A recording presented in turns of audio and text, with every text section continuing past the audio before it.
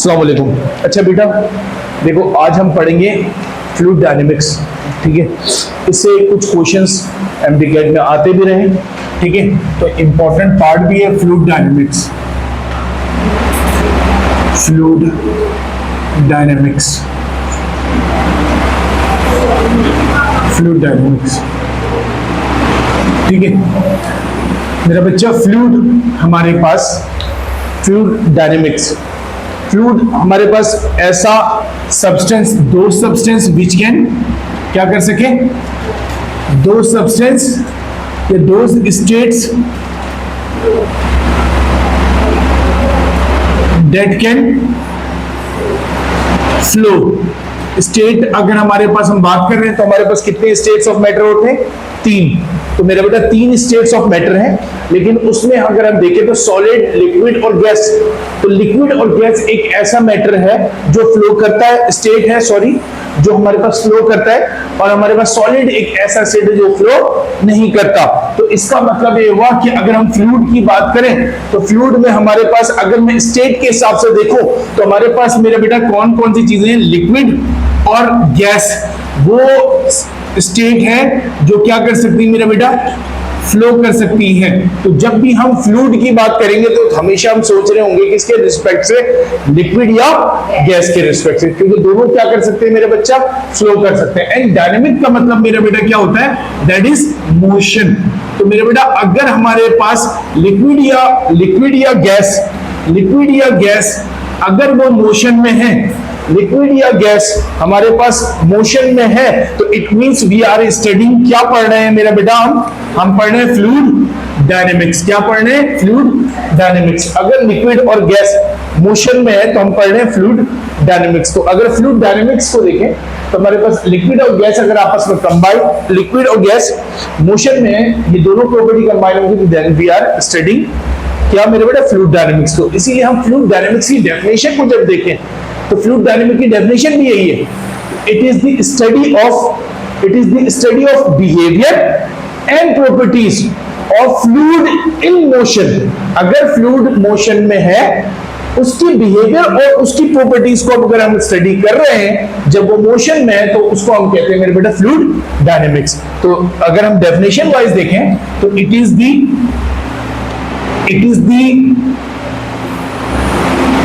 study of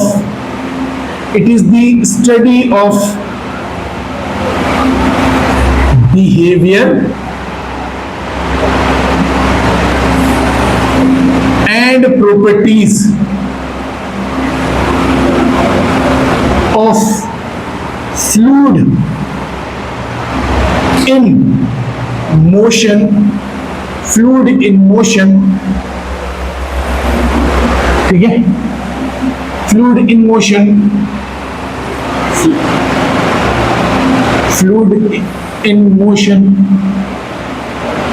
is called fluid dynamics. It is the study of properties and behavior of fluid in motion is called fluid dynamics. अब मेरे बेटा fluid dynamics की अगर हम बात करें तो बिहेवियर में, what behaviour change when fluid moving in different cross sections। अगर कोई लिक्विड है वो डिफरेंट एरिया से पास हो रहा है, डिफरेंट पाइपलाइन से पास हो रहा है, या कोई ऑब्जेक्ट है जो फ्लूइड के अंदर से पास हो रहा है, जैसे हम खुद भी एक ऑब्जेक्ट है। अगर हम बाइक चला रहे हैं तो एयर मौजूद है, एयर को चीरते वक्त जाते हैं हम, ठीक है ना? तो इसका मतलब फ्लूइड को हम क्या कर रहे हैं? डिफॉर्म करते हुए जा रहे हैं। अगर लेट्स सपोज पूरा लेयर है यहाँ पर लिक्विड एयर का, और अगर मैं बाइक चलाऊं तो उसका मतलब मैं पूरे एयर को क्या कर रहा हूं? डिफॉर्म करते हुए आगे गुजरना चाहता हूं। तो मेरा बेटा इसका मतलब है उस केस में उसका बिहेवियर कैसा होगा, ठीक है ना? या फिर फ्लूइड को अगर हम देखें, जैसे पाइप में हाउस पाइप है, ठीक है ना, तो उसमें से अगर फ्लूइड गुजरता है तो उसमें अगर हम कभी एरिया कम कर दें, कभी एरिया ज्यादा कर दें, उसकी वेलोसिटी बढ़ जाएगी, कभी उसका प्रेशर कम हो जाएगा या ज्यादा हो जाएगा। तो इसका मतलब ये वेलोसिटी, प्रॉपर्टी, वेलोसिटी, प्रेशर, ये सारी बातें इसकी बिहेवियर का चेंज है, जो कि जब वो मोशन में होता है तो वो अपने बिहेवियर को डिफरेंट एरिया में डिफरेंट तरीके से क्या करता है? चेंज करता है। तो दैट इज कॉल्ड बिहेवियर।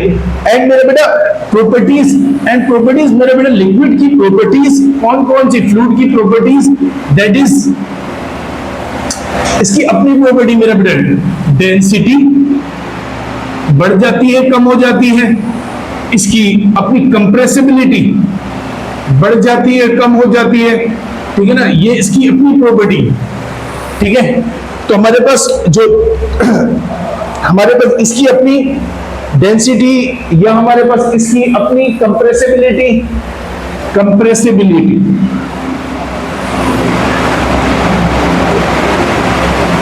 ठीक है।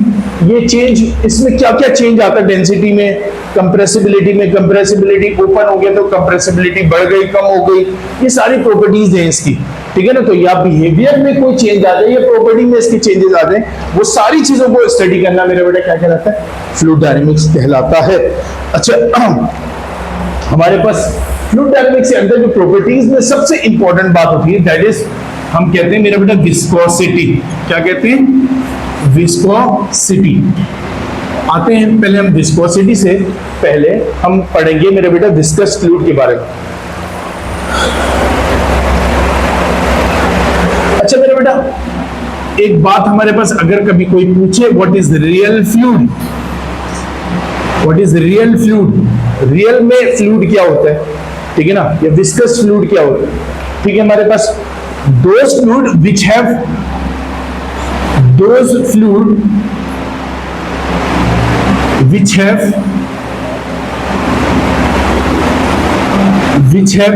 some viscosity, थोड़ी सी अगर उसके अंदर विस्कोसिटी है, which have some viscosity is called real fluid, ठीक है, या हमारे पास विस्कस फ्लूइड कहलाएगा।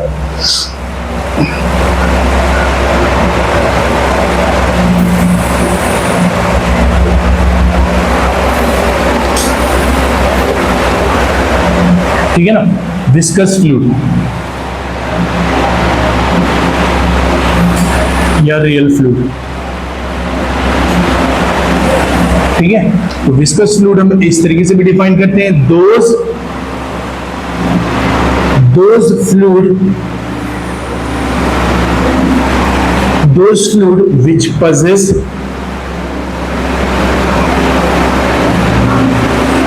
some resistance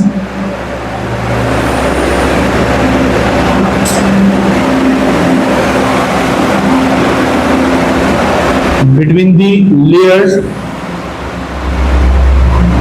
layer of fluid is called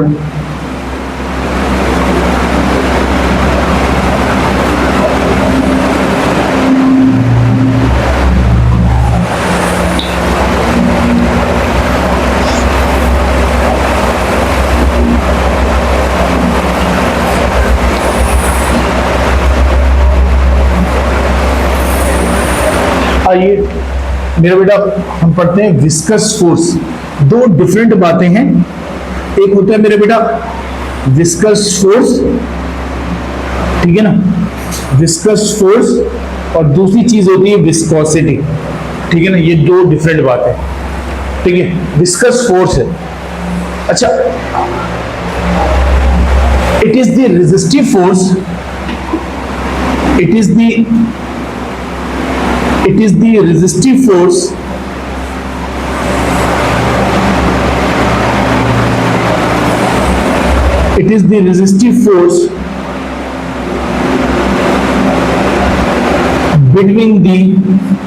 the resistive force between the layer of flowing, it is the resistive force between the layer of, दो layer के दरमियान of flowing fluid is called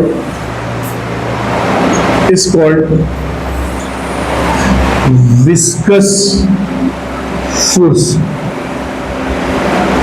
कैसे मेरे बेटा, जब देखो हमारे पास जिस तरीके से, अब इसको समझते हैं, it is the resistive force between the layer of the flowing fluid is called viscous force. अब मेरे बेटा देखो, अगर हमारे पास यहां पर एटम को हम कंसीडर करते हैं एज ए बॉल, ठीक है ना, तो अगर ये हमारे पास ये एक लिक्विड का लेयर है, इसको ले लो मेरे बेटे जमीन पे, अर्थ पे पड़ा था ये बॉल, ठीक है ना। अब मेरा बेटा अर्थ को देखोगे इस वक्त किसमें मेरा बेटा, रेस्ट में। किसमें? रेस्ट में। तो रेस्ट का मतलब इसकी वेलोसिटी कितनी है? 0। वेलोसिटी कितनी है अर्थ की? 0। ठीक है ना। अब ये लेयर पड़ा हुआ फ्लूइड आया इसके ऊपर, जैसे ही तुमने डाला, जैसे फ्लूइड मैंने यहाँ पे पाइप से, लेट सपोज करो, इमेजिन करो कि हमने एक फ्लूइड को एक पाइप से छोड़ा, ठीक है ना, एक पाइप से छोड़ा। अब ये फ्लूइड का पहला लेयर जमीन पे आके गिरा, तो मेरे बेटा ये फ्लो करते हुए तो आ रहा था, इस लेयर पे गिरा, तो मेरे बेटा जैसे ही ये इसमें गिरेगा तो ये रेस्ट में, ठीक है ना। तो अब क्या करेगा ये, इसको क्या कर लेगा, रोकेगा, ठीक है ना। तो जैसे हमारे पास क्या होता है, अगर तुम चलती हुई गाड़ी में चल रहे हो, ठीक है, लटके हुए थे बच्चे, अब अचानक वो जमीन में गिरा और रुकने की कोशिश करेगा डायरेक्ट, तुम पता है ना कि क्या होगा मेरे बेटा, उसको झटका पड़ता है। इसी तरीके से क्या कर, जमीन उसको रोकने की कोशिश करती है, लेकिन उसकी बॉडी किसमें होती है, मोशन में। इसी झटके की वजह से वो डिफरेंट या रिलेटिव मोशन की वजह से वो गिरता है। तो इसी तरीके से जब ये गिरेगा तो इसको जमीन क्या करेगी, रोकने की कोशिश करेगी। इसकी वेलोसिटी क्या हो जाएगी मेरा बेटा, सडनली ड्रॉप हो जाएगी, क्योंकि यहां से तो तेजी से आया था, ठीक है ना। लेकिन नेक्स्ट लेयर इसके ऊपर आएगा तो मेरे बेटा वो थोड़ा सा मोशन करेगा, क्यों? क्योंकि इसके अंदर थोड़ी थी जो मोशन है या वेलोसिटी है वो मौजूद होगी। तो इसका मतलब ये हुआ कि नेक्स्ट लेयर जब इसके ऊपर आएगा उसकी वेलोसिटी थोड़ी हाई होगी एज कंपेयर टू, क्यों मेरा बेटा, ये जिस लेयर के ऊपर आया है वो हल्के से मोशन में है, वो बिल्कुल रेस्ट में नहीं है। अब ये मोशन में, इसके ऊपर जो नेक्स्ट लेयर आएगा वो और मोशन में होगा मेरा बेटा, स्पीड, क्यों? क्योंकि रिलेटिव वेलोसिटी इसके रिस्पेक्ट से, हाँ, इसके रिस्पेक्ट से इसकी वेलोसिटी ज्यादा है। तो अब जब नेक्स्ट लेयर इसके ऊपर आएगा तो वो और तेज मूव करेगा, क्योंकि उसका नीचे वाला जो लेयर है वो थोड़े ज्यादा मोशन में। तो इसका मतलब है जैसे जैसे लेयर बढ़ता जाएगा रेस्ट से, नीचे वाले लेयर से ऊपर जाते जाएंगे, तो लेयर बाय लेयर वेलोसिटी क्या होती जाएगी, बढ़ते जाएगी। तो इसका मतलब ये हुआ, अगर मैं इसको वेलोसिटी प्रोफाइल बनाऊं विद द लेयर तो कैसा बनना चाहिए, ये जमीन बना लिया सर आपने, ठीक है। कैसे मेरे बेटा, ये हमने जमीन बना लिया, पहला लेयर आया, उसकी वेलोसिटी सबसे कम थी, ठीक है, क्यों? क्योंकि वो ऐसे ऑब्जेक्ट या ऐसी चीज पे आके गिरा जिसकी वेलोसिटी कितनी थी मेरा बेटा, 0, इसकी वेलोसिटी। लेकिन नेक्स्ट लेयर आया, उसकी वेलोसिटी थोड़ी ज्यादा होगी, उससे ऊपर वाला लेयर आया और ज्यादा होगी, उससे ऊपर वाला लेयर आया उससे ज्यादा होगी, उससे ऊपर लेयर आया उससे ज्यादा वेलोसिटी, है ना। तो ऐसे जैसे जैसे हमारे पास लेयर बढ़ता जाएगा, वेलोसिटी नीचे से ऊपर तक क्या होती जाएगी, बढ़ते चले जाएगी। इसको कहते हैं मेरे बेटा वेलोसिटी प्रोफाइल, ठीक है ना। तो आप देखिए यहां से मेरे बेटा यहां तक वेलोसिटी इंक्रीज हो रही है, ठीक है ना, यहां से यहां तक वेलोसिटी इंक्रीज हो रही है। तो इसको कहते हैं डिस्टेंस बिटवीन द लेयर। तो जैसे जैसे डिस्टेंस बिटवीन द लेयर बढ़ता जा रहा है, दैट इज रिप्रेजेंटेड बाय, है ना, ये पहला लेयर है, पहले लेयर से जितना डिस्टेंस बढ़ता जाएगा that distance is called L, that distance is called. और जैसे जैसे लेयर में हमारे पास डिस्टेंस बढ़ता जा रहा है, फोर्स क्या होता जा रहा है,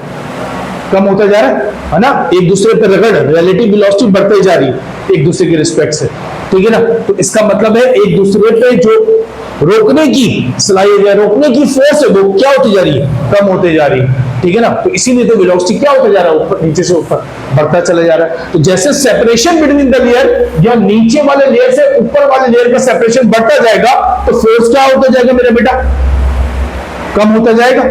और मेरे बेटा हमारे पास ये जो फोर्स है विस्कस फोर्स और किसी चीज पर डिपेंड कर रहा है सर, जितने नंबर ऑफ एटम्स होंगे, जितने नंबर ऑफ एटम्स होंगे, एरिया ऑफ कांटेक्ट जितना ये फैला हुआ होगा, जितने एक लेयर दूसरे लेयर पे आएगा तो जितने एटम ज्यादा फैले हुए होंगे तो उतना ज्यादा एटम एक दूसरे से कांटेक्ट में आएगा, तो इसी वजह से वो फोर्स भी क्या अप्लाई करेगा, ज्यादा। तो एरिया ज्यादा होगा तो फोर्स भी क्या होता जाएगा, ठीक है। तो जितने नंबर ऑफ एटम्स क्या आएंगे मेरे बेटा, कांटेक्ट में आएंगे, ठीक है ना, उसके हिसाब से हमारे पास फोर्स क्या होता जाएगा, बढ़ता जाएगा।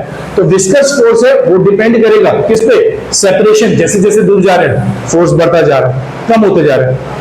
और मेरे बेटा एरिया ऑफ कांटेक्ट एटम के दरमियान बढ़ता जा रहा है तो फोर्स भी क्या होता जा रहा है, बढ़ता जा रहा है। और तीसरी चीज पे डिपेंड करता है मेरा बेटा रिलेटिव वेलोसिटी। रिलेटिव वेलोसिटी का मतलब है हमारे पास एक के रिस्पेक्ट से दूसरे की वेलोसिटी। रिलेटिव वेलोसिटी हम कैसे फाइंड करते हैं? लेट सपोज करो अगर एक बंदा है वो 10 मीटर पर सेकंड से चल रहा है, दूसरा आया तो 20 मीटर पर सेकंड से चल रहा है। अब मैं बोलूं मैं 20 मीटर पर सेकंड से चल रहा था, वो बंदा 10 मीटर पर सेकंड से चल रहा था, तो मेरी वेलोसिटी इस बंदे के लिहाज से कितनी होगी? तो आप बोलेंगे 10।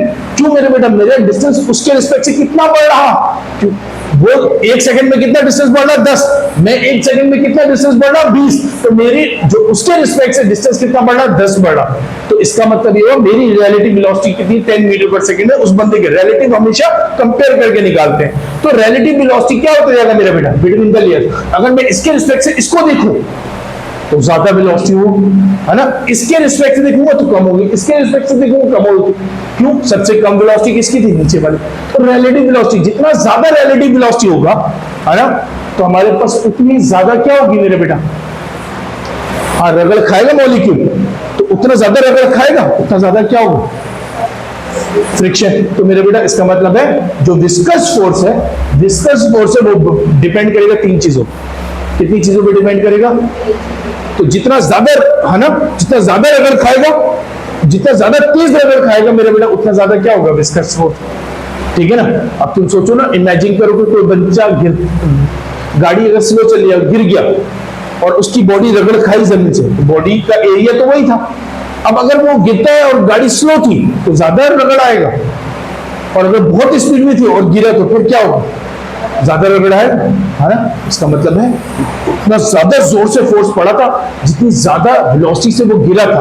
तो रिलेटिव वेलोसिटी जमीन और उसके दरमियान जितना ज्यादा होता जाएगा, फर्क बढ़ता जाएगा। जितनी गाड़ी स्पीड में होगी, जमीन के रिस्पेक्ट से उसकी वेलोसिटी बढ़ते चले जाएगी रिलेटिव। और जब वो गिरेगा तो मेरा बेटा फ्रिक्शन फोर्स क्या होगा? जख्मी भी क्या होगा? ज्यादा। तो सेम चीज हो रहा है यहाँ पर कि जितने वेलोसिटी से रिलेटिव वेलोसिटी बढ़ेगी, तो ज्यादा क्या होता जाएगा? फ्लूइड फ्रिक्शन बढ़ता जाएगा। तो फ्लूइड फ्रिक्शन, हाँ ये समझ आया? Resistive force. तो रेजिस्टिव फोर्स क्या होता है? जो लेयर मूव करते हैं एक दूसरे के ऊपर, तो लेयर के दरमियान जो फोर्स होता है, that force is called viscous force, है ना? और वो बिटवीन द लेयर की वजह से होता है। और मेरे बेटा वो लेयर पे किन किन चीजों पे डिपेंड करता है? एक तो एरिया ऑफ द लेयर, है ना? एरिया ऑफ द लेयर, ये एरिया कितना है? ये तो हम सिर्फ लाइन में देख रहे हैं, चौड़ाई में नहीं देख रहे, है ना? वो पूरी लेयर होगी, ठीक है ना? तो एरिया पे भी डिपेंड कर रहा है, एंड देन हमारे पास रिलेटिव वेलोसिटी पे। तो मेरे बेटा viscous force is directly proportional to directly proportional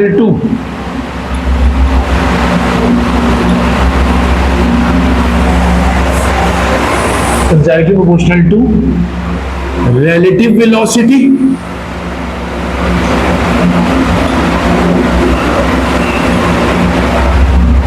and मेरा बेटा एरिया ऑफ क्या? कॉन्टेक्ट। एरिया ऑफ कॉन्टेक्ट ऐसी, and inversely proportional to separation. कितना गैप है? Separation between the layer of flowing fluid।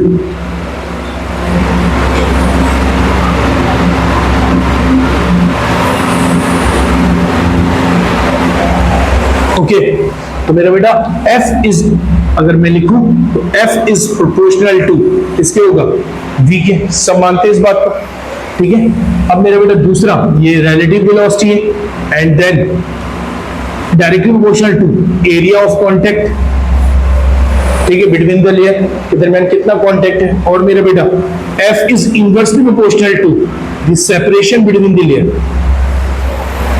जितना सेपरेशन बढ़ता जाएगा, फ्रिक्शन क्या होता जाएगा? कम। तो मेरा बेटा तीन इक्वेशंस बन गई, तीनों को हम कंबाइन कर लेते, ठीक है? तीनों को कंबाइन करेंगे, तो कंबाइन करेंगे तो हम लिखेंगे F is proportional to V into A divide by L. बोलो, इन दोनों से डायरेक्टली प्रोपोर्शनल हो गया और एल से इनवर्सली प्रोपोर्शनल हो गया। मेरे बेटा अगर मैं प्रोपोर्शनल साइन खत्म करूंगा तो क्या होना चाहिए, कोफिशिएंट ऑफ फ्रिक्शन, ठीक है ना। और F इज इक्वल टू मेरे बेटा यहां आता है ईटा, है ना, V into A divide by L, ठीक है। Then that eta is called eta.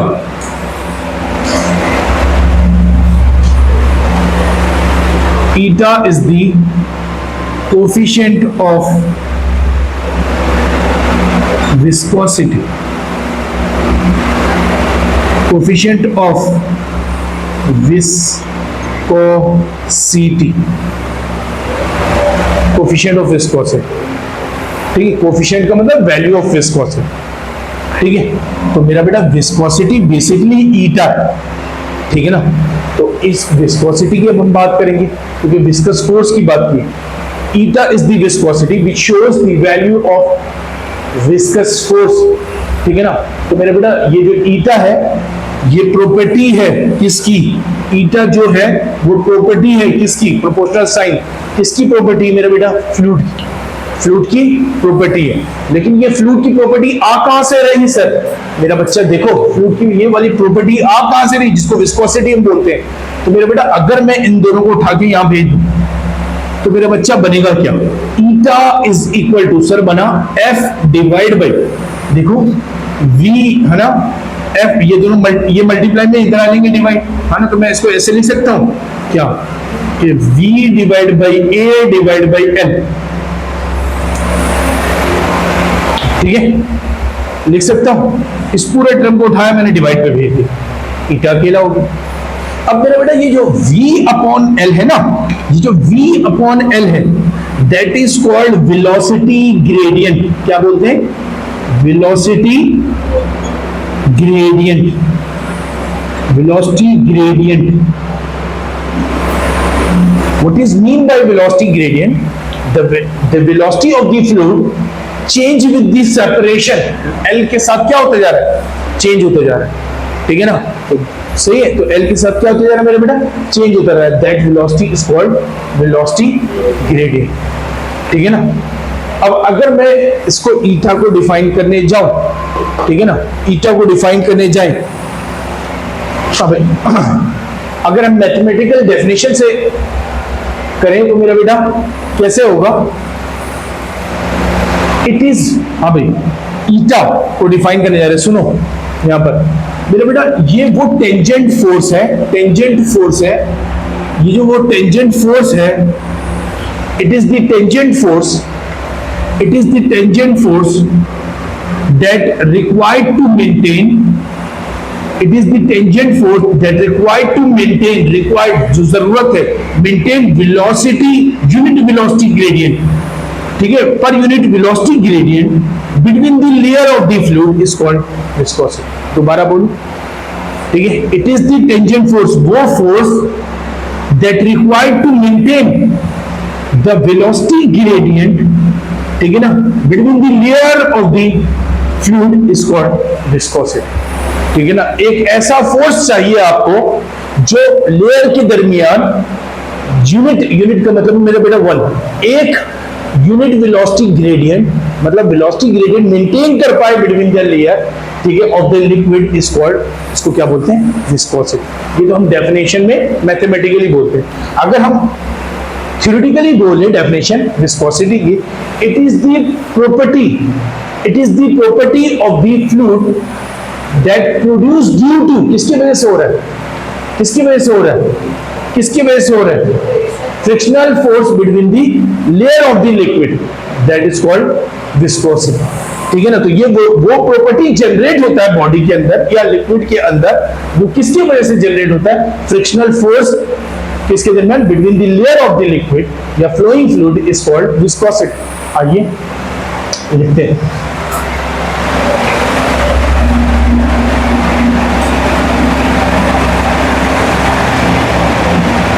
viscosity,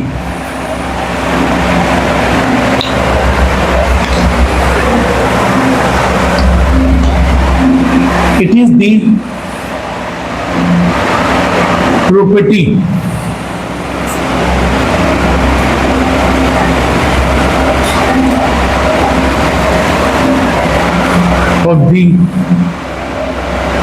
of flowing fluid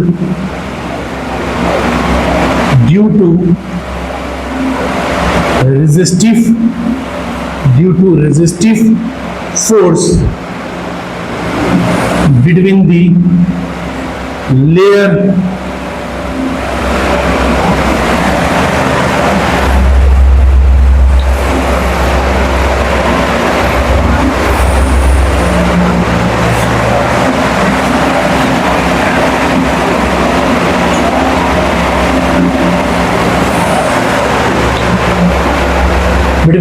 of fluid is called viscosity. Otherwise दूसरा मैथमेटिकल डेफिनेशन लिखिए, और करके लिखिए mathematical definition.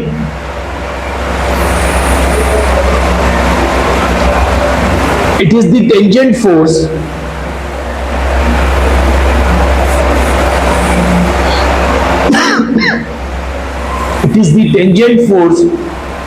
that required to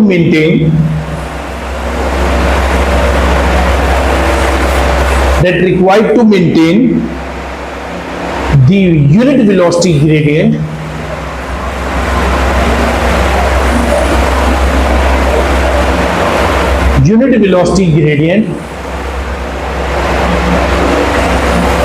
between the layer of the flowing fluid is called viscosity.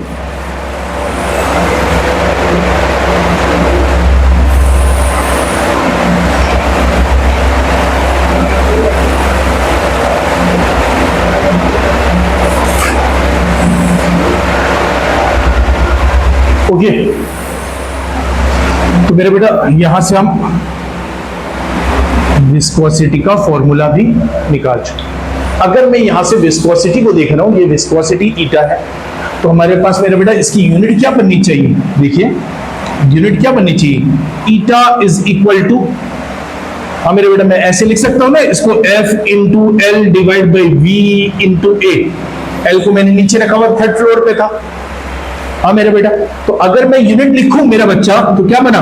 Newton multiply by L, metre divide by velocity, metre पर multiply by मेरा बेटा area, area की unit metre square, है ना? Metre से metre, second कहां है? Third floor पे चला गया ऊपर, तो क्या बना? Newton multiply by second divide by, नीचे कौन बचा है? सिर्फ देखो नीचे कौन बचा है? सिर्फ मीटर स्क्वायर, है ना? That is unit of eta.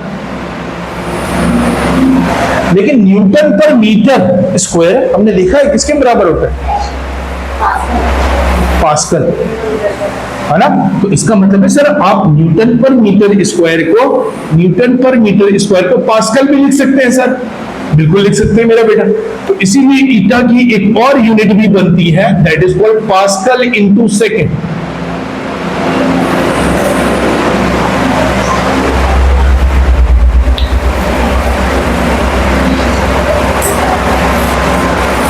ये तो एसआई यूनिट है मेरा बच्चा, ठीक है? एसआई यूनिट ये बन। अगर सीजीएस सिस्टम में कभी आपसे पूछ लेना, तो सीजीएस सिस्टम में हमारे पास इसकी यूनिट क्या होनी चाहिए? फोर्स को हम मेजर करते हैं मेरा बेटा डाइम्स में, है ना? डाइम डिवाइड बाई मीटर में नहीं, सी है ना, सेंटीमीटर। तो मीटर के बजाय क्या आना चाहिए? न्यूटन के बजाय हमने क्या लिखा? मीटर की जगह क्या आएगा? Centimetre square. और हर यूनिट के अंदर जो सेकंड है वो तो सेम है। हमसे एक दफा टेस्ट कॉपी में ये पूछा हुआ भी था पेपर में कि कौन सा ऐसा सिस्टम है जिसमें हर फंडामेंटल यूनिट, कौन सी ऐसी क्वांटिटी है, कौन सी ऐसी फंडामेंटल क्वांटिटी है जिसकी हर सिस्टम ऑफ यूनिट में यूनिट सेम रहती है? टाइम की यूनिट हर जगह कैसी है? सेम। ठीक है, एफपीएस सिस्टम देखें तो उसमें भी एस आता है, एफपीएस फुट पाउंड और सेकंड, ठीक है ना? सीजीएस सिस्टम में देखें सेंटीमीटर ग्राम एंड सेकंड, ठीक है ना? और हमारे पास एसआई सिस्टम में आके देखें या एमकेएस सिस्टम में देखें तो हर जगह टाइम की यूनिट कैसी रहती है? सेकंड। तो वो जवाब था सेकंड। कौन सा ऐसे फंडामेंटल क्वांटिटी है जिसकी यूनिट, तो इसीलिए यहाँ पर सेकंड वही रहा, लेकिन इन दोनों की वैल्यू बदली। डन? ओके।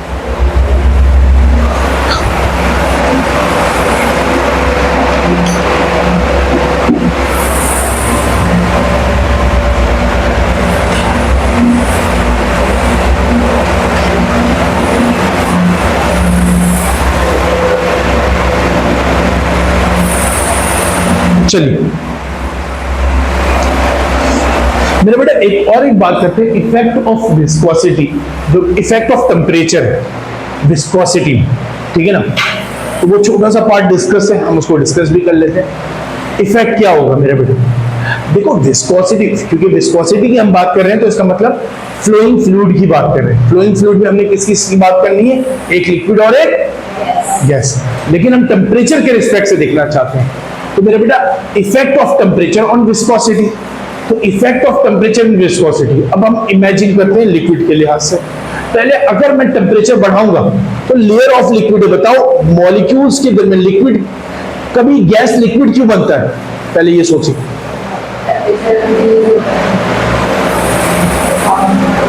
गैस से लिक्विड क्यों बनता है?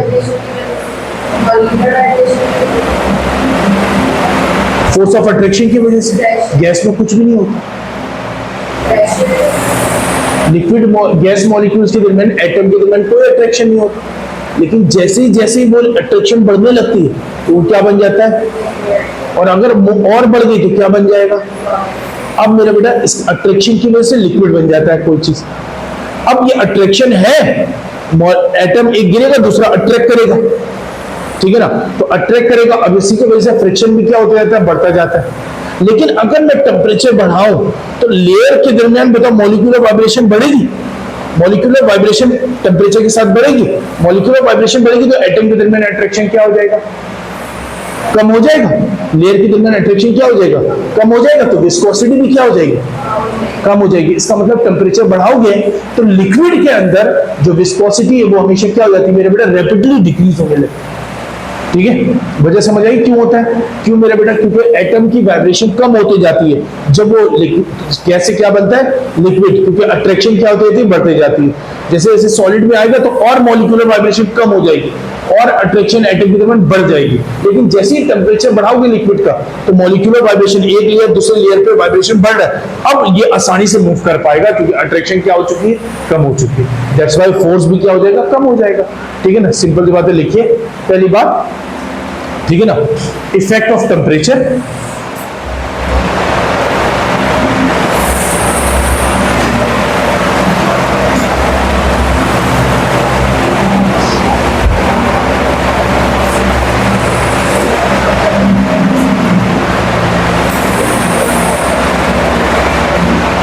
with the increase of temperature,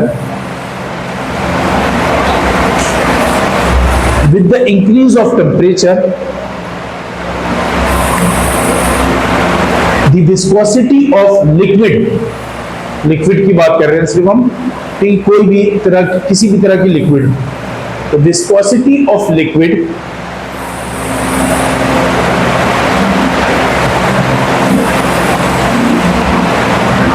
decreases with the increase of temperature. With the increase of temperature लिख चुके हैं ना? With the increase of temperature, the viscosity of liquid decreases rapidly, बस decreases rapidly.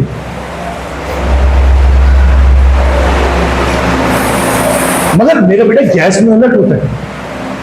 अब गैस में सर लेयर तो होता ही नहीं, क्योंकि एटम के दरमियान अट्रैक्शन क्या होती है? जीरो। वो फ्री रैंडम मूव कर रहे हैं। हम कहते हैं कि भाई there is no attraction between the molecules of the gas, ठीक है ना। अब क्या होगा? लेट्स सपोज गैस कहीं भरे हो, ठीक है ना। अब क्या होगा कि अगर मैं देखूं विस्कोसिटी, तो अगर जितना टेम्परेचर कम होगा, मॉलिक्यूलर हैज़ार्ड, क्योंकि रैंडम मोशन करते हैं ना गैस, तो जितना टेम्परेचर कम होगा तो हैज़ार्ड क्या होगा? कम होगा, ठीक है ना। और नंबर ऑफ कोलिजन भी क्या होगा? कम होगा। तो क्यों? मॉलिक्यूल्स के अंदर टेम्परेचर बढ़ने से वो तेज मूव करेगा, एक दूसरे से कोलिजन भी क्या करेगा? ज्यादा करेगा। अब हो क्या रहा है कि अगर जैसे ही टेम्परेचर बढ़ाओगे तो मॉलिक्यूल्स की काइनेटिक एनर्जी बढ़ेगी, वो एक दूसरे से ज्यादा जोर जोर से टकराएंगे, एक से दूसरे को मोमेंटम ट्रांसफर करेंगे। दैट इस वजह से जो लेयर है, जो लेट कांटेक्ट में आ रहे थे पहले, क्योंकि स्लो मूवमेंट थी, अब टेम्परेचर बढ़ने से उन दोनों के दरमियान कांटेक्ट क्या हो रहा है, बढ़ रहा है। पहले बढ़ नहीं रहा था क्योंकि अट्रैक्शन तो होती नहीं, वो सिंपल मूवमेंट में कोलिजन करते हैं। लेकिन टेम्परेचर बढ़ाएंगे तो मेरे बेटा काइनेटिक एनर्जी बढ़ेगी, काइनेटिक एनर्जी बढ़ेगी तो ज्यादा कोलिजन होगा और इंटरएक्शन बिटवीन द लेयर क्या हो जाएगा, पहले से बढ़ जाएगा। तो इस वजह से जैसे ही टेम्परेचर गैस में बढ़ाओगे तो विस्कोसिटी क्या हो जाएगी मेरे बेटा, बढ़ जाती है गैस के अंदर। लिखिए, ठीक है, द विस्कोसिटी ऑफ नहीं, with the increase of temperature, with the increase of temperature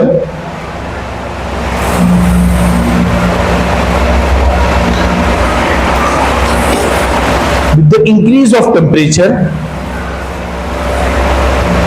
the viscosity of gas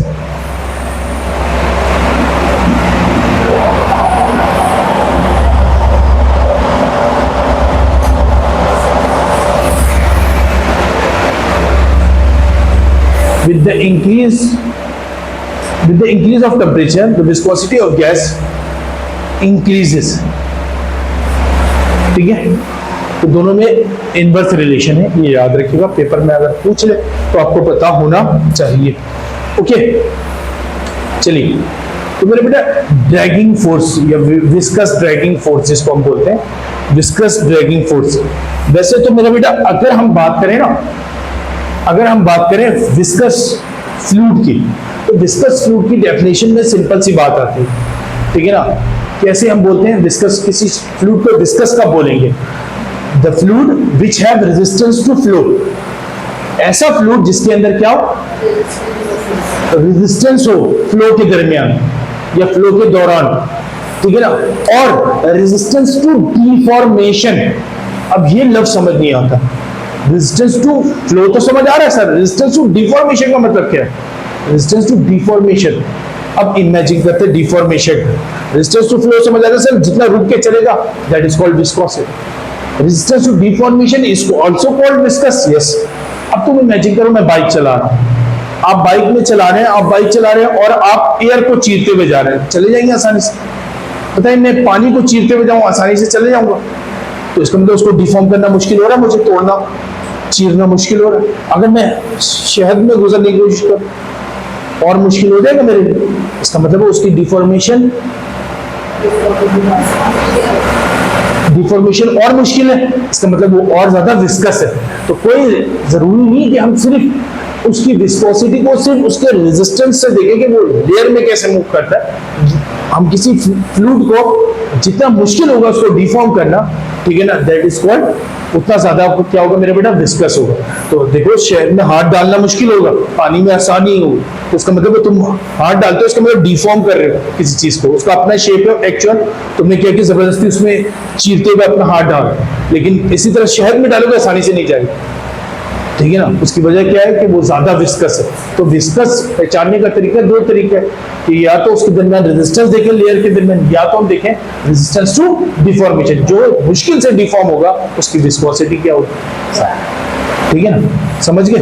okay, तो दो बातें हम देख सकते हैं। आइए, डिफॉर्मेशन से यही लफ्ज हमें एक और एक टर्म की तरफ ले आता है जिसको हम कहते हैं मेरा बेटा विस्कस ड्रैगिंग फोर्स। आइए, viscous dragging force, what is mean by viscous dragging force, साफ कर दूं।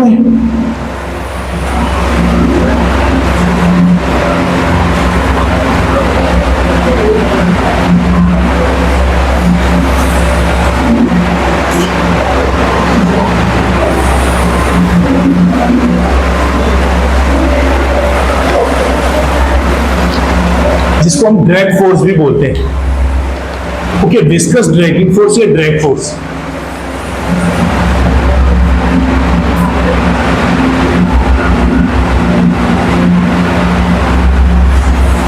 ठीक है। व्हाट इज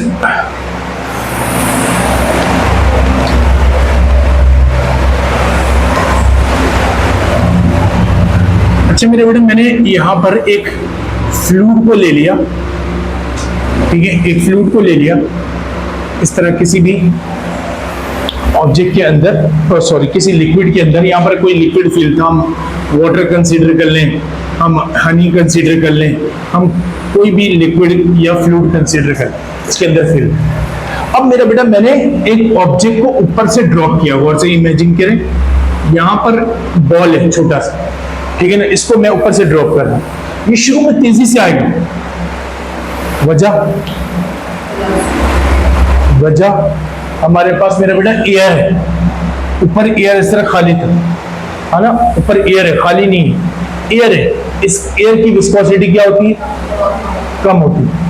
लेकिन जैसे ही ये इसके ऊपर आके गिरेगा, इसकी वेलोसिटी कम होनी चाहिए पहले से, है ना, क्यों, ये तो पहले किसको चीरता हुआ आ रहा था, ऊपर से एयर को, उसकी विस्कोसिटी क्या होती है, ऊपर से छोड़ा था मैंने तो आसानी से चीरता हुआ आ रहा था, इसका उसका डिफॉर्मेशन कम, ठीक है ना, इसलिए वो विस्कस भी कम था। लेकिन जैसे ही इस लिक्विड में गिरेगा, अब इसको, इसकी वेलोसिटी क्या हो जाएगी, कम, लेकिन जब ये नीचे मूव करना शुरू करेगा, वेलोसिटी बढ़ती जाएगी, क्यों, इसके कौन लेकर नीचे आएगा मेरा बेटा, इसका वेट इसको कहां लेकर आ रहा होगा, एक फोर्स लग रहा है जो उसका वेट है, दैट इज W, ठीक है।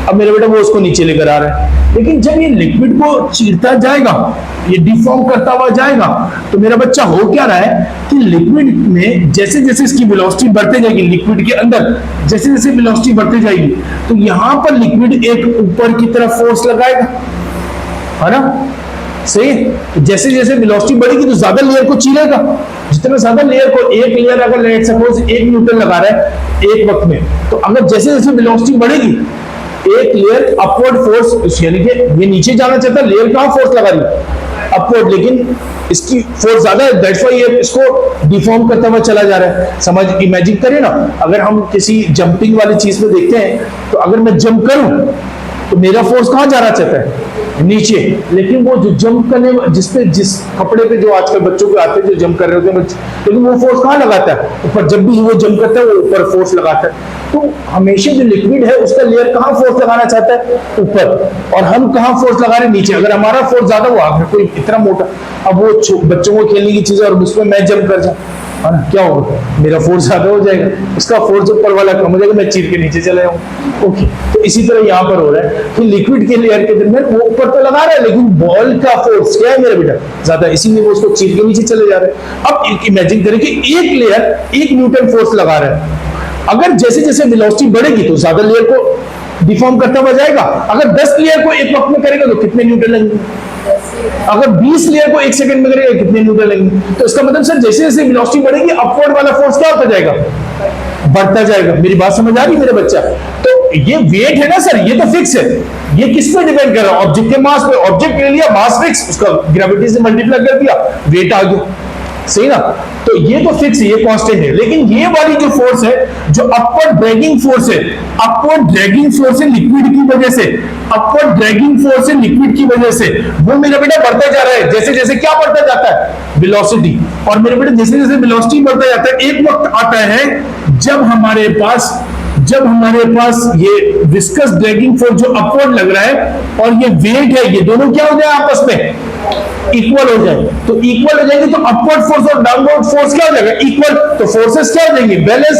और फोर्सेस जब बैलेंस हो जाएंगी तो न्यूटन अपने सेकंड लॉ में कहते हैं कि जब फोर्स बैलेंस हो जाता है तो एक्सेलरेशन कितना हो जाता है, 0, क्योंकि अनबैलेंस फोर्स जरूरी है फॉर एक्सेलरेशन। इसका मतलब हुआ इस वक्त जब ड्रैगिंग फोर्स जो अपवर्ड लग रहा था, वेट नीचे लग रहा, दोनों बराबर हो गए, इस वक्त जो वेलोसिटी होगी वो कांस्टेंट हो जाएगी, एक्सेलरेशन 0 हो जाएगा।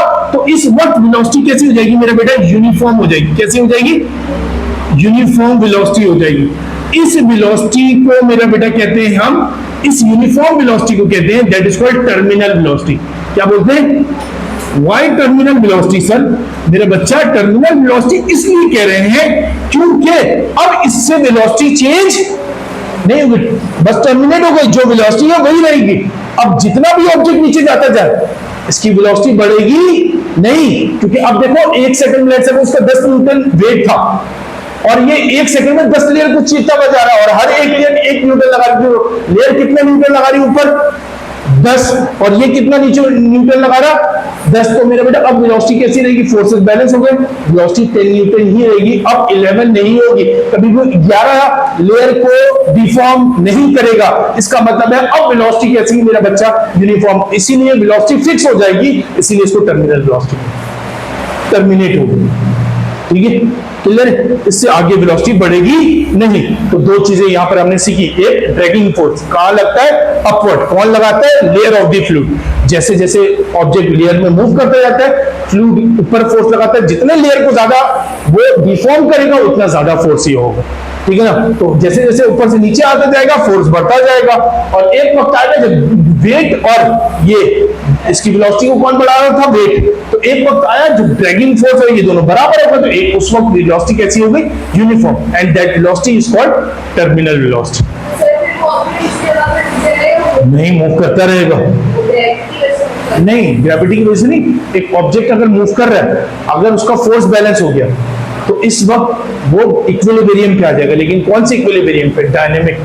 ऐसा थोड़ी होता जब फोर्स बैलेंस हो जाएगा, न्यूटन ने कभी भी नहीं कहा कि जब भी फोर्स बैलेंस हो जाएगा तो ऑब्जेक्ट रेस्ट में आ जाएगा। ठीक है ना, ऑब्जेक्ट या तो यूनिफॉर्म वेलोसिटी में चला जाएगा या तो रेस्ट में हो जाएगा। अगर रेस्ट में था उसी वक्त बैलेंस हो गया तो रेस्ट में रहेगा, अगर मूव कर रहा था मूव करते वक्त बैलेंस हो गया तो जितनी वेलोसिटी से मूव कर रहा था अब उसी वेलोसिटी से मूव करेगा, अब वेलोसिटी बढ़ेगी नहीं, एक्सीलरेट, हाँ डिफॉर्म करेगा लेकिन 10 लेयर को कर पाएगा, क्योंकि 10 लेयर ही तो उसके फोर्स को मेंटेन कर पा रहा है।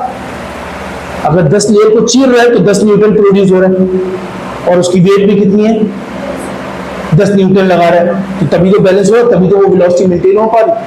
ऐसा थोड़ी हो जाएगा कि अब रुक जाएगा तो इसका मतलब एक लेयर को भी नहीं चीर पा रहा, उसका वेट कितना 10 न्यूटन, फिर कैसे बैलेंस हो रहा है सर, मेरी बात समझ आई? ओके चलो लिखते हैं।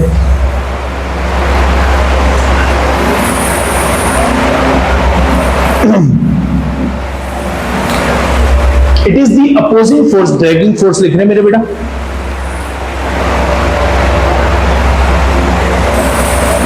it is the opposing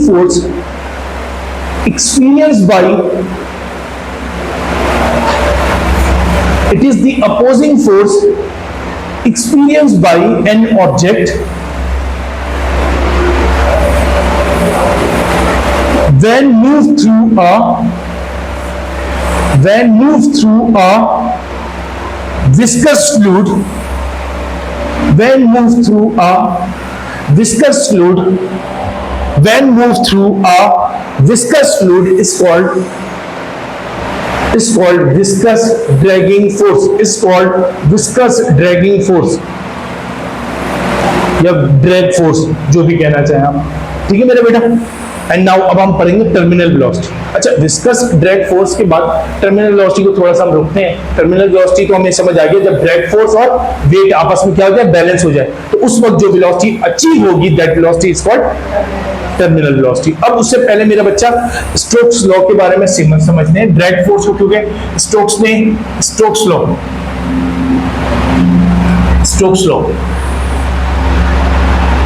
मेरे बेटा, स्टोक्स वो साइंटिस्ट हैं जिन्होंने ड्रैग फोर्स को कैलकुलेट किया पहली दफा। ठीक है ना, तो कैलकुलेट किया, लेकिन कोई एक स्मॉल स्फीयर के लिए, छोटा सा स्फेरिकल ऑब्जेक्ट लिया बॉल की तरह, और उसके लिए कैलकुलेट किया इन्होंने, क्या मेरा बेटा, drag force.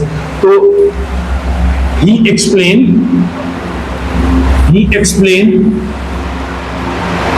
The dragging force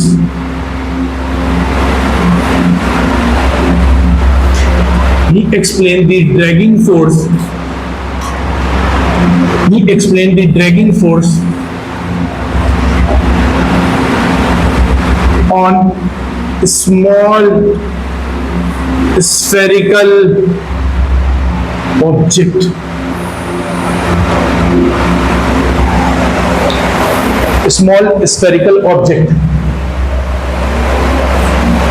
ठीक है, और स्टेटमेंट में उन्होंने कहा, बहुत छोटा सा पार्ट है हम समझ लेते हैं। स्टेटमेंट में कहा भाई,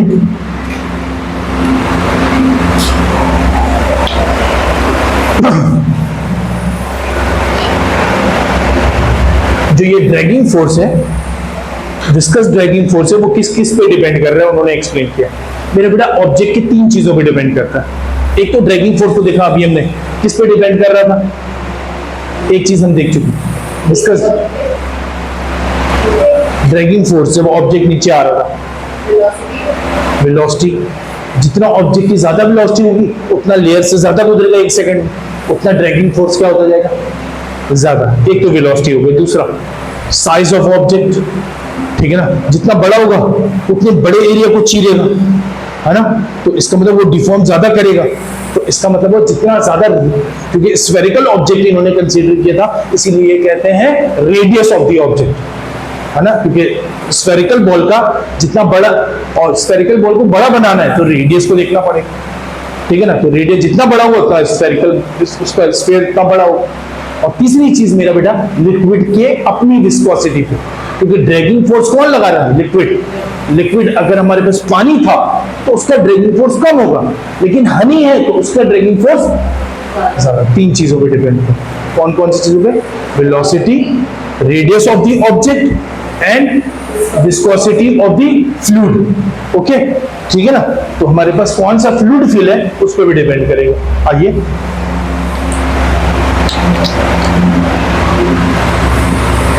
viscous dragging force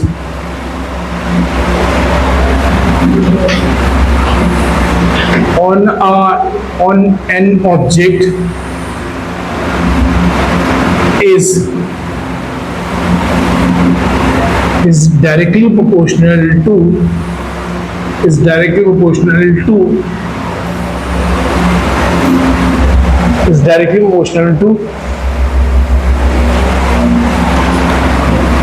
the velocity of object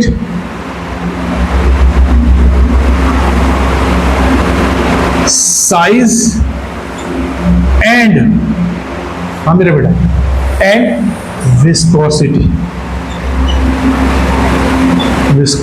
of किसका मेरा बच्चा, फ्लूइड, ठीक है। तो ये विस्कस ड्रैगिंग फोर्स है वो तीन चीजों पे, तीनों से डायरेक्टली प्रोपोर्शनल है मेरे बेटा। एक था हमारे पास वेलोसिटी, दूसरा हमारे पास रेडियस, तीसरा हमारे पास ईटा, ठीक है।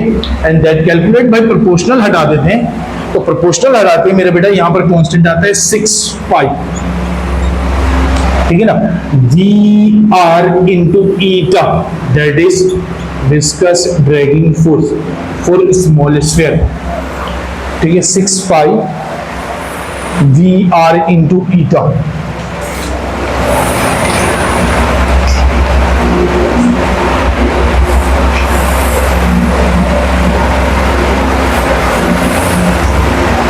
सही मेरे बेटा, दैट इज स्टोक्स स्टेटमेंट। और मेरा बेटा यहां से हमने ये चीज सीख ली। आइए नेक्स्ट पार्ट को देखते हैं, दैट इज टर्मिनल वेलोसिटी। इंशाल्लाह बहुत जल्दी खत्म कर लेंगे, एक और क्लास करेंगे, देन वी विल कंप्लीट। हम चाहेंगे इसको, फ्लूइड डायनामिक्स से ज्यादा हमारे पास एमसीक्यूज नहीं है, क्यों हमारे पास ये कोर्स, ये पार्ट अब इंक्लूड हुआ है, क्योंकि हमारे पास 2-3 साल पहले ये कोर्स आउटलाइन आया है डायनामिक्स, इससे पहले फ्लूइड डायनामिक्स हमारा इंटरमीडिएट का पार्ट नहीं था मेरा बेटा, ठीक है ना।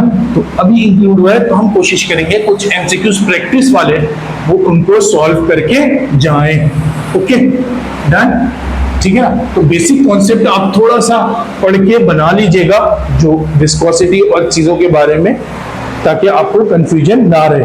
तो मेरा बेटा what is terminal velocity, terminal velocity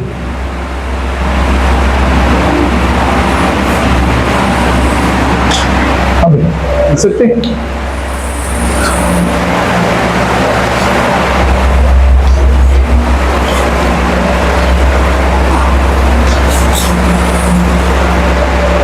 it is the velocity, it is the uniform velocity, it is the uniform, है ना, uniform velocity, it is the uniform velocity,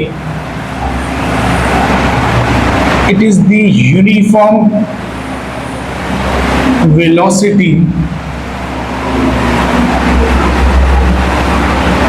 attain, किसने अटेन किया, attained by कौन अटेन कर रहा? By the object when move through, किसके अंदर से मूव करे? when मूव थ्रू किसके अंदर से मूव करे? when move through viscous fluid. एक यूनिफॉर्म वेलोसिटी जो अटेन करे ऑब्जेक्ट, ठीक है ना, a uniform velocity attained by the object when moved through a viscous fluid is called terminal velocity। और एक और एक तरीके से लिखे मेरा बच्चा, क्या? it is the uniform velocity of object in a fluid, in a viscous fluid, it is the uniform velocity, नहीं लिखा है, it is the uniform velocity of the object in a viscous fluid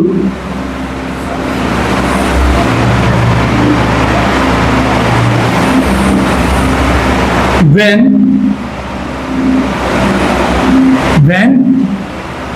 weight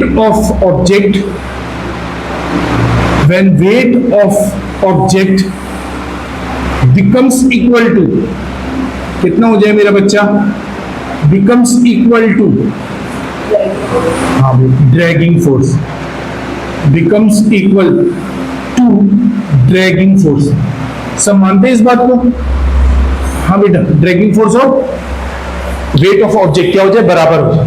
अगर मैं इस sphere object है, तो spherical object है मेरा बेटा, स्फेरिकल ऑब्जेक्ट में अगर मैं वेट को ऐसे लिखना चाहूं तो क्या मैं लिख सकता हूं? क्या होता है मेरा बेटा? m इंटू जी। लेकिन अगर मुझे डेंसिटी पता हो ऑब्जेक्ट की डेंसिटी, तो मेरा बेटा मैं मास किसके बराबर होता है? m is equal to density multiply by volume. और स्फेरिकल ऑब्जेक्ट का वॉल्यूम किसके बराबर होता है? 4/3 पाई आर क्यूब। वॉल्यूम किसके बराबर होता है स्फीयर का? 4/3 पाई आर क्यूब। ये वॉल्यूम आ गया, मल्टीप्लाई करेंगे डेंसिटी से आ जाएगा मास। हाँ मेरे बेटा, और किससे मल्टीप्लाई करें? वेट को निकालने के लिए वेट में कन्वर्ट करेंगे। मास को किससे मल्टीप्लाई करें? जी से। That is equal to weight of the spherical object. किसी कंफ्यूजन? वेट इसी के बराबर होगा मेरा बच्चा। ओके चलो, लेकिन ये डेंसिटी किसका है? ऑब्जेक्ट का है, फ्लूइड का नहीं है। ओके चलिए, विस्कस ड्रैगिंग फोर्स तो मेरा बच्चा अभी हमने देखा, विच इज इक्वल टू किसके बराबर था? 6 पाई रॉ। हाँ भाई, 6 पाई,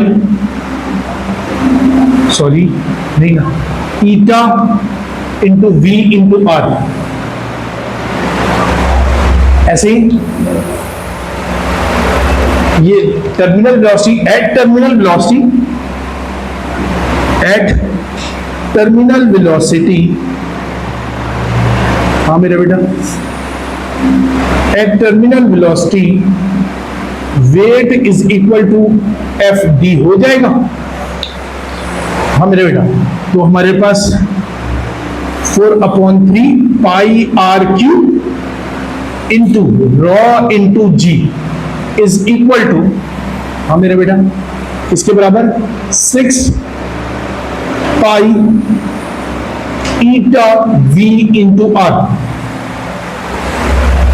ओके मेरा बच्चा, जो कैंसिल हो उसको कैंसिल करो, पाई से पाई कैंसिल, आर से एक पावर कैंसिल,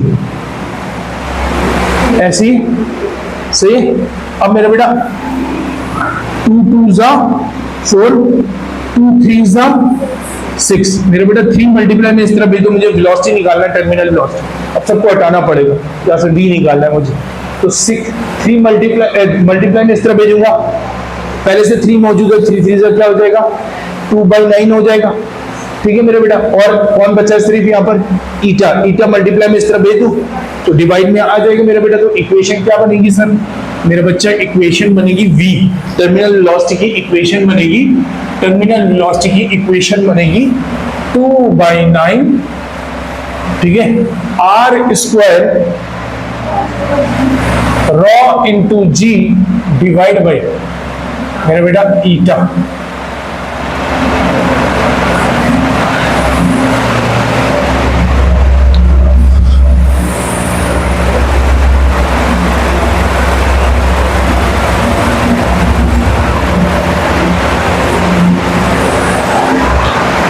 अब इन तीन बातों को वेलोसिटी के अंदर समझते हैं। तीन चीजें यहां वेरी कर रही हैं।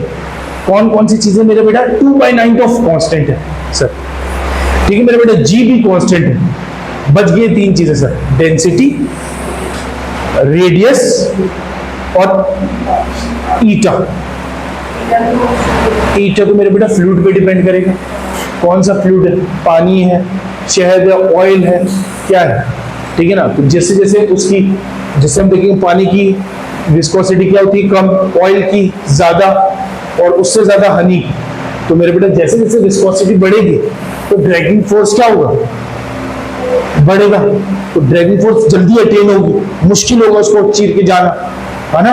तो इसीलिए वो ज्यादा फोर्स लगा रहा होगा। मेरी बात समझ आ रही? ईटा बढ़ेगा तो ईटा बढ़ने का मतलब सर ये विस्कोसिटी ज्यादा हनी है और वो फोर्स ऊपर की तरफ ज्यादा लगा रहा है, ठीक है। तो वेलोसिटी मुश्किल से ज्यादा बढ़ेगी, बहुत मुश्किल होगा। टर्मिनल वेलोसिटी थोड़ी सी बढ़ने के बाद उसका वेट और terminal velocity, sorry dragging force क्या हो जाएगा? बराबर। दूसरी बात मेरा बेटा रेडियस। रेडियस जितना बड़ा होगा तो जाहिर सी बात है उसका वेट भी बढ़ जाएगा सर, उतने तेजी से नीचे जाएगा, लेकिन आर स्क्वायर के डायरेक्टली प्रोपोर्शनल होता है। तीसरा मेरे बेटा डेंसिटी ऑफ ऑब्जेक्ट था। ऑब्जेक्ट की डेंसिटी, वो बॉल हमने लकड़ी का बनाया है या लोहे का बनाया है, तो अगर साइज दोनों का सेम है लेकिन वजन किसका ज्यादा होगा? लोहे का। तो उसकी डेंसिटी क्या होती है? लोहे की ज्यादा। तो जितना डेंस होगा उतना तेजी से चीरता हुआ जाएगा। तो ज्यादा चीरेगा तो मेरे बेटा उसमें फ्रिक्शन फोर्स, जो ड्रैगिंग फोर्स है और वेट है, वो इक्वल होने में टाइम लगेगा। तो इसीलिए वेलोसिटी भी क्या हो जाएगी? ज्यादा हो जाएगी। तो इसीलिए टर्मिनल वेलोसिटी की वैल्यू ज्यादा होती है मेटल के लिए, वुड के लिए क्या होगी? कम। और अगर हम प्लास्टिक है तो और कम। ठीक है मेरे बेटा, रेडियस पे और ईटा पे, तीन चीजों पे डिपेंड करता है। तीनों एक्सप्लेन कर दिया मैंने आपको। क्लियर है मेरे बेटा? समझ आया सबको? ओके,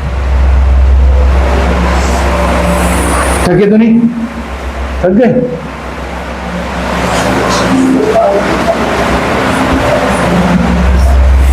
$84 करना है ओवरऑल, समझ रहे हो? 84 करना है ओवरऑल। तो 84, 83 करेंगे तो फिर जाके कहीं MBBS में मिलेगा एडमिशन। नहीं, तो 84% ठीक है। तो ओवरऑल सही कैलकुलेट कर लेंगे हम। 180 में से लेट सपोज किसी के अगर फर्स्ट टाइम में, तुम्हारे मैट्रिक में कितने? 90। तो 90 को मल्टीप्लाई करो 0.1 से, तो ये बना 9%, ठीक है। और इंटर में कितने? 88। तो 88 मल्टीप्लाई करें 0.4 से, तो कितना बना? ये 0.4 से मल्टीप्लाई करेंगे, आपका बनेगा ये 88 को अगर हम 4 से मल्टीप्लाई करें तो समझ लें हमारे पास में 9 को मल्टीप्लाई करो 36, और 36 में से हम निकाल दें 35.2।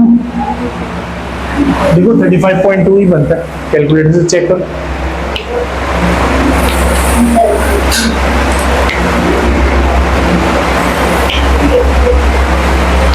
मेरी कैलकुलेशन शायद गलत ना हो, शायद 35.2 है ना? ओके, तो तुम लोगों की कैलकुलेशन मुझसे तेज होनी चाहिए। ओके, 9 हो गया यहाँ पर मेरे बेटा। अब आपका बन चुका है कितना ओवरऑल? 9 + 35, ये आपका बन चुका है 44.2%।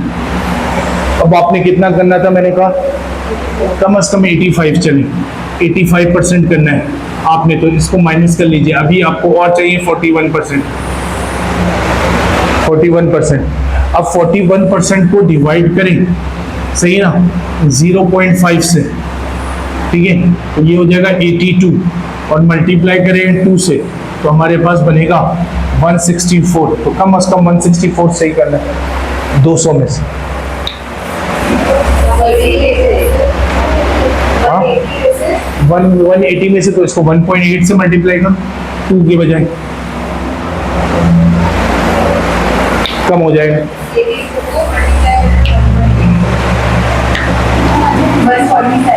147 147 सही करनी है, 180।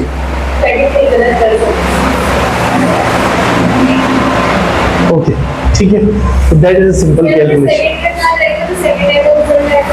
अगर बढ़ गया तो ठीक है, कम हो गया तो तुम्हें ज्यादा सही करना पड़ेगा।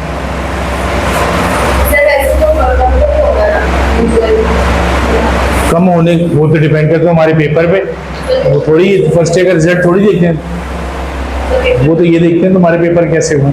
ठीक है, ओके चलो आज के लिए इतना काफी मेरा बेटा।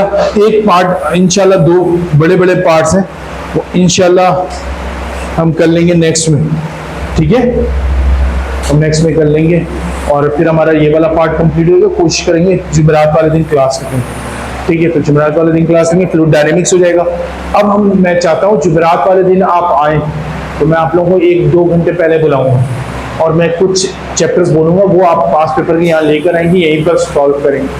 ठीक है, तो जितना आप सॉल्व कर लेंगे फिर हम क्लास के बाद डिस्कस करेंगे कि कितने आपको किन किन में प्रॉब्लम्स हैं और उसको हम पास पेपर को डिस्कस करें। ओके, मिलते हैं मेरे बेटा नेक्स्ट क्लास में। अल्लाह हाफिज़।